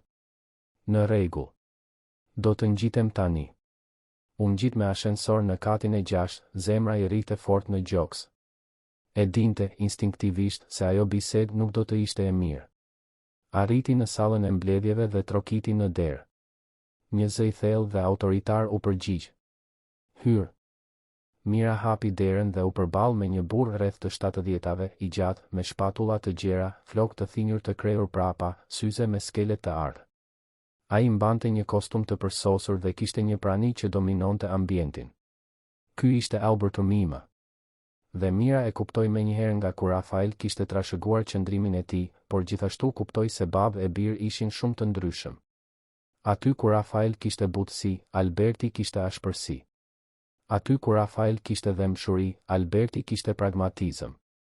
Ulu, tha Alberti, duke treguar një karrige në anën tjetër të tavolinës së gjallë. Mira u ul, duke mbajtur shpinën drejt, duart në prerë. Nuk do të tregoj e friksuar, edhe pse po dridhej nga brenda. Ti duhet të jesh duke pyetur veten pse kërkova të flas me ty, filloi Alberti, duke hequr syzet dhe duke i pastruar qetësisht me një sham i pëlvure. Është e thjeshtë. Dua që të largohesh nga imbir. Mira ndjeu sikur kishte marrë një grusht në stomak. Por e detyroi veten të ruante qetësinë. Me gjithë respektin, zoti Albert, ky nuk është një vendim që mund ta merrni ju. Është një vendim imi dhe i Rafaelit. Alberti vuri syzet përsëri dhe e shikoi drejt për drejt. Ishte një shikim llogaritës, i ftohtë. Do të jemi sinqert me ty, Mira. Ti dukesh se je një grua punëtore, e përkushtuar. Imbir më ka treguar për arritjet e tua këtu në kompani. Dhe unë e admiroj këtë. Por admiroj nuk do të thot miratoj. Imbir është trashëgimtar i një perandorie. Ai ka nevojë për dikë në lartësinë e tij. Dikë nga e njëjta klasë shoqërore, me të njëjtin arsim, me të njëjtat lidhje. Mira ndjeu zemërimin të rritej brenda saj, por e mbajti zërin të qëndrueshëm. Ju po thoni se unë nuk jam mjaftueshëm e mirë për Rafaelin sepse jam e varfër? Sepse kam ardhur nga poshtë. Nuk është çështje nëse je apo jo e mirë. Është çështje përputhshmërie. Përshtatshmërie. Ti ke një vajzë, apo jo? Nga një marrëdhënie tjetër. Kjo sjell komplikime. Dhe nëna jote është e sëmur, ka nevojë për kujdes. Ti ke bagazh, Mira. Imbir meriton të filloj diçka pa gjithë këtë bagazh. Mira ndjeu lotët t'i digjnin syt, por nuk i la të binin. Nuk do t'i jepte atij këtë kënaqësi. Ky bagazh, siç e quani ju, është familja ime. Është vajza ime, e cila është inteligjente, e dashur dhe e mrekullueshme. Është nëna ime, e cila i kushtoi jetën kujdesit për të tjerët. Dhe nëse Rafael nuk mund ta pranoj këtë, atëherë ndoshta keni të drejtë. Ndoshta ne nuk duhet të jemi bashkë. Ajo u ngrit për të dalë, por Alberti foli përsëri. Prit. Ulu. Nuk kam mbaruar. Mira hezitoi, por u ul përsëri. Do të bëj një propozim. Largohesh nga Imbir. E përfundon marrëdhënien. Dhe në këmbim, unë garantoj se ti dhe familja jote do të jeni të rehatshëm financiarisht. Mund të gjej një punë më të mirë në një kompani tjetër, me një rrogë të shkëlqyer. Mund të garantoj trajtim mjekësor të klasit të parë për nënën tënde. Mund të paguaj shkollën më të mirë për vajzën tënde. Gjithçka që ju nevojitet. Mira mbeti duke para të burr, e pabesueshme. Ai po përpiqej ta blinte. Po përpiqej të përdorte para për ta ndarë nga Rafael. Ju me të vërtet mendoni se unë do ta pranoja këtë? Mendoni se do të shisja dashurinë time, lumturinë e vajzës sime, për para? Të gjithë kanë një çmim, Mira. Është vetëm çështje e gjetjes së vlerës së duhur. Mira u ngrit përsëri, këtë herë me vendosmëri. Unë nuk kam çmim, zoti Albert. Dhe Rafael gjithashtu nuk është një mall që mund ta kontrolloni ju. Ai është një burr i rritur, i aftë të marrë vendimet e veta. Dhe nëse ju nuk mund të shihni se sa i lumtur është ai me mua, atëherë problemi nuk është me mua. Është me ju. Dhe doli nga salla, duke përplasur derën më fort se sa kishte ndërmend. Zbriti me ashensor duke u dridhur nga zemërimi dhe indinjata. U kthye në tavolinën e saj dhe u përpoq të punonte, por nuk mund të përqendrohej. Biseda me Albertin i rrotulloi në mendje vazhdimisht. Çdo fjalë e tij ishte si një plagë e hapur. Nuk jam mjaftueshëm e mirë. Kam bagazh. Nuk jam nga e njëjta klasë. Rafael u shfaq pranë tavolinës së saj në fund të pasdites. Përshëndetje. A është gjithçka në rregull? Dukesh e tensionuar. Mira e shikoi dhe vendosi t'i tregonte gjithçka. Nuk do ta fshihte. E çoi në një dhomë të zbrazët dhe i tregoi të gjithë bisedën me Albertin. Pa shprehjen e Rafaelit të ndryshonte nga habia në zemërim. Babai im e bëri këtë? Të ofroi para për t'u larguar nga unë? Po. Dhe e bëri të qartë se nuk më konsideron të përshtatshme për ty. Rafael kaloi duart në përfytyr, i dëshpëruar. Mira, më vjen shumë keq. Babai im është i komplikuar. Ai gjithmonë ka qenë kontrollues, gjithmonë ka dashur të vendosë gjithçka në jetën time. Por kjo i kaloi kufi. Rafael, ndoshta ai ka të drejtë. Ndoshta ne vim nga botë shumë të ndryshme. Ndoshta kjo nuk do të funksionojë në afat të gjallë. Rafael i mbajti fytyrën Mirës me të dyja duart, duke e detyruar ta shikonte në sy. Mos e thuaj këtë. Mos i lër fjalët e tij të hyjnë në kokën tënde. Mua nuk më intereson nga vjen ti, mua më intereson kush je ti dhe unë të dua, Mira. Të dua ty, e dua Sofien, e dua zonjën Carmen. Ju jeni familja ime tani. Mira ndjeu lotët më në fund të binin. Edhe unë të dua. Por kam frikë, Rafael. Frikë se familja jote nuk do të më pranoj kurrë. Frikë se kjo do të na ndajë në fund. Atëherë më lër të tregoj se kjo nuk do të ndodhë. Më lër të provoj se unë të zgjedh ty. Rafael caktoi një takim me të atin për atë mbrëmje. Mira nuk ishte e pranishme, por Rafael i tregoi më vonë se çfarë ndodhi. Biseda ishte e tensionuar, plot akuza nga të dyja anët. Alberti u përpoq ta binte Rafaelin se po bënte një gabim. U përpoq të përdorte argumente logjike, emocionale, financiare. Arriti deri aty sa kërcënoi se do ta hiqte Rafaelin nga trashëgimia nëse ai vazhdonte me Mirën. Dhe ishte atëherë kur Rafael mori vendimin më të vështirë të jetës së tij. Atëherë më hiq nga trashëgimia, baba. Hiqe emrin tim nga kompania nëse do hiqe gjithçka. Sepse unë nuk do të heq dorë nga Mira. Ajo është gjëja më e mirë që më ka ndodhur ndonjëherë. Dhe nëse ju nuk mund ta shihni këtë, nëse nuk mund ta respektoni zgjedhjen time, atëherë ndoshta është më mirë të mbajmë distancë për një kohë. Alberti mbeti i shokuar. Kur nuk e kishte imagjinuar se i biri do të shkonte kaq larg. Por Rafael ishte i vendosur në vendimin e tij. Ditët në vijim ishin të vështira. Rafael u distancua nga Jati dhe kjo i rëndonte. Mira e shite trishtimin në sytë e tij, edhe kur përpiqej ta fshite. Ajo ndihej fajtore, sikur të ishte përgjegjëse për prishjen e asaj marrëdhënieje familjare. Por Rafael gjithmonë e qetësonte. Kjo nuk është faji yt. Është një situatë që duhej të ndodhte. Babai im duhet të kuptoj se nuk mund të kontrolloj jetën time për gjithmonë. Zonja Carmen, me mençurinë e saj të viteve, i ofroi fjalë ngushëllimi një natë kur Rafael darkonte me ta. Bir, e kuptoj dhimbjen tënde. Familja është e komplikuar. Por ndonjëherë ne duhet të krijojmë familjen tonë me njerëzit që zgjedhim. Dhe ti zgjodhe Mirën, zgjodhe Sofien, na zgjodhe ne. Dhe ne të zgjodhëm ty gjithashtu. Kjo vlen më shumë se çdo para, çdo trashëgimi. Rafael buzëqeshi, mirënjohës. Faleminderit, zonja Carmen. Ju gjithmonë dini çfarë të thoni. Kaluan javë. Mira dhe Rafael vazhduan bashkë, më të fortë se kurrë. Ai i propozoi zyrtarisht, me lule e gjithçka. Sofia u gëzua pa mas, duke pyetur nëse Rafael do të ishte babai i saj tani. Rafael e përqafoi dhe i tha se do të donte shumë, nëse ajo e lejonte. Në punë, Mira vazhdoi të shkëlqente. U promovua përsëri, këtë herë si koordinatore projektesh. Beatrice organizoi një festë të vogël surprizë në zyrë për të festuar. Dhe për herë të parë, Mira u ndje vërtet pjesë e diçkaje më të madhe. Nuk ishte më gruaja e padukshme. Ishte e parë, e vlerësuar, e dashur. Ishte një të shtunë, 6 muaj pas bisedës me Albertin, kur ndodhi diçka e papritur. Mira ishte në shtëpi me Sofien duke bërë brigadeiro për një festë në shkollë, kur ra zilja. Ajo hapi derën dhe mbeti e paralizuar. Ishte Albert Mima. Zoti Albert. Çfarë bëni këtu? Alberti duke ndryshe. Më pak imponues. Më njerëzor. Kishte diçka në sytë e tij që Mira nuk e kishte parë më parë. Dobësi. A mund të hyj? Do të doja të bisedonim. Mira hezitoi, por pranoi.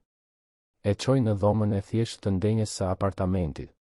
Sofia e shikoi me kureshtje atë burr të panjohur, por vazhdoi të përziente brigadeirot në kuzhinë me zonjën Carmen. Alberti u ul në divan dhe mbeti në heshtje për një moment para se të fliste. Erdha të kërkoj falje. Për mënyrën se si të trajtova. Për gjërat që thash. Isha gabim. Mira u habit aq shumë sa nuk mundi të përgjigjej menjëherë. Im bir nuk flet me mua prej muajsh, vazhdoi Alberti, zëri i dridhej. Dhe kuptova se e humba. E humba tim bir për shkak të krenarisë sime, arrogancës sime. Mendoja se dija çfarë ishte më e mira për të, por në të vërtetë, ai e ka ditur gjithmonë. Dhe unë isha tepër budalla për ta parë. Pse po ma tregoni këtë? Alberti e shikoi Mirën me sy plot pendim të sinqertë. Sepse ti e bën atë të lumtur. Më të lumtur se sa e kam parë ndonjëherë në gjithë jetën. Dhe unë isha egoist që u përpoqa t'ja hiqja këtë. Gruaja ime, nëna e Rafaelit, ajo ndërroi jetë shumë vite më parë. Dhe para se të ikte, më bëri të premtoja se do të kujdesesha për djalin ton, se do t'i garantoja lumturinë. Unë mendova se kjo do të thoshte të garantoja që ai të kishte para, sukses, një pozitë të mirë shoqërore. Por ajo nuk po fliste për këtë. Ajo po fliste për dashuri. Për lumturi të vërtetë. Dhe ti ja jep këtë atij. Mira ndjeu sytë ti mbusheshin me lodh. Unë e dua djalin tuaj, zoti Albert. Dhe e di që nuk jam e përsosur që vi nga një vend I përullët, por e dua me të vërtetë. Dhe do të kujdesem për të në mënyrën më të mirë që di. Alberti tundi kokën duke fshirë diskretisht sytë e tij. E di. Dhe prandaj jam këtu. Të kërkoj faljen tënde. Dhe të kërkoj të më japësh një shans të njoh me të vërtetë. Të jem pjesë e jetës suaj nëse më pranoni. Në atë moment, Sofia u shfaq në dhomë me një pjatë me brigadeiro. Do një? I bëm unë dhe gjyshja. Alberti shikoi atë vajzë me sy të shkëlqyer dhe buzëqeshje të hapur dhe diçka brenda tij u thye. Ai pranoi një brigadeiro dhe buzëqeshi, një buzëqeshje të sinqertë. Faleminderit. Është e shijshme. Sofia buzëqeshi, krenare dhe u kthye në kuzhinë. Zonja Carmen vëzhgonte gjithçka nga dera, një buzëqeshje e mençur në fytyrë. Ajo vizitë ishte fillimi I një pajtimi. Alberti filloi të shfaqej më shpesh, gjithmonë I respektueshëm, gjithmonë duke u përpjekur të korrigjonte gabimet. Sillte dhurata të vogla, por domethënëse për Sofien. Bisedonte gjatë me zonjën Carmen për jetën. Dhe, pak nga pak, fitoi faljen e Mirës. Rafael u emocionua kur Mira I tregoi për vizitën e të atit. Ata u takuan disa ditë më vonë dhe biseda ishte plot lodh dhe përqafime. Alberti I kërkoi falje të birit, pranoi gabimet e tij, premtoi të ishte më I mirë. Dhe Rafael, që gjithmonë kishte një zemër të mirë, e fali. Jeta filloi të vijej në vend në një mënyrë që Mira kur nuk e kishte imagjinuar të ishte e mundur. Marrëdhënia me Rafaelin u thellua. Alberti u bë një prani e vazhdueshme dhe pozitive në jetën e tyre, duke e trajtuar Sofien si mbes dhe zonjën Carmen me respekt dhe dashuri. Ishte një natë vere, një vit pasi ishin njohur në atë dyqan luksos në blok, kur Rafael e çoi Mirën përsëri atje. Ajo nuk donte të shkonte, kujtimet e atij vendi ende I dhimbnin. Por Rafael këmbënguli. Më beso. Duhet të tregoj diçka. Ata hyn nga dera kryesore, jo më nga dera e shërbimit. U ngjitën në katin e dytë, ku gjithçka kishte filluar. Dhe aty, mes vitrinave të bijuterive që shkëlqenin në drita, Rafael u ul në gjunjë. Mira Santos, ti hyre në jetën time kur më pak e prisja. Ti më mësove se çfarë është guximi, çfarë është forca, çfarë është dashuria e vërtetë. Ti më tregove se vlera nuk ka të bëjë me parat apo pozitën shoqërore, por me karakterin. Dhe unë dua të kaloj pjesën tjetër të jetës sime pranë teje, pranë Sofies, duke ndërtuar një familje të bazuar në dashuri dhe respekt. A pranon të martohesh me mua? Ai hapi një kuti të vogël kadifeje, duke zbuluar një unas të thjesht por të bukur. Mira shikoi përreth dhe pa se nuk ishin vetëm. Zonja Carmen ishte aty, me Sofien pranë, të dyja duke buzëqeshur dhe duke qarë në të njëjtën kohë. Alberti ishte disa hapa prapa, sytë gjithashtu të përlotur. Beatrice dhe disa kolegë nga puna ishin të pranishëm. Edhe Veronika, ish menaxherja e dyqanit, ishte atje me një shprehje pendimi dhe admirimi. Dhe Mira, gruaja që një ditë ishte e padukshme, që u poshtërua në po atë vend, që u akuzua padrejtësisht, u përgjigj me zë të vendosur dhe plot dashuri. Po. 1000 herë po. Rafael I vuri unazën në gisht dhe e puthi, ndërsa të gjithë duartrokitnin dhe qanin. Dhe në atë moment, Mira kuptoi se historia e saj nuk ishte për te kalimin e varfërisë apo arritjen e suksesit profesional. Historia e saj ishte për të mos hequr dorë kur nga dinjiteti I saj. Për të besuar se meritonte dashuri, respekt dhe lumturi, pavarësisht se çfarë thoshte bota. U martuan 3 muaj më vonë, në një ceremoni të thjeshtë por të bukur në një kopsht me lule. Sofia ishte shoqëruesja e nuses, e veshur me një fustan të bardhë me fjongo roz, duke shpërndar petale nëpër rrugë. Zonja Carmen qau gjatë gjithë ceremonisë, por ishin lot gëzimi. Alberti ishte I pranishëm, duke u bërë një gjysh I dashur për Sofien dhe një mik I vërtet për Mirën. Jeta e Mirës ndryshoi plotësisht, por ajo kur nuk harroi nga vinte. Vazhdoi të punonte në kompani, tani si drejtoresh projektesh, gjithmonë e vëmendshme ndaj njerëzve që ishin të padukshëm, gjithmonë duke ofruar mundësi për ata që kishin më shumë nevojë. Krijoi një program trajnimi profesional në kompani, specifikisht të orientuar për njerëzit në situata të vështira, duke u dhënë të tjerëve të njëjtin shans që Rafael I kishte dhënë asaj. Sofia u rrit në një shtëpi plot dashuri, e rrethuar nga një nënë e fortë, një njerëz i përkushtuar, një gjyshe e mençur dhe një gjysh që kompensonte vitet e ashpërsisë duke qenë më i buti i burrave. Ajo u bë një vajzë e sigurt, që e dinte se vlera e saj nuk varri nga ku vinte, por nga kush ishte.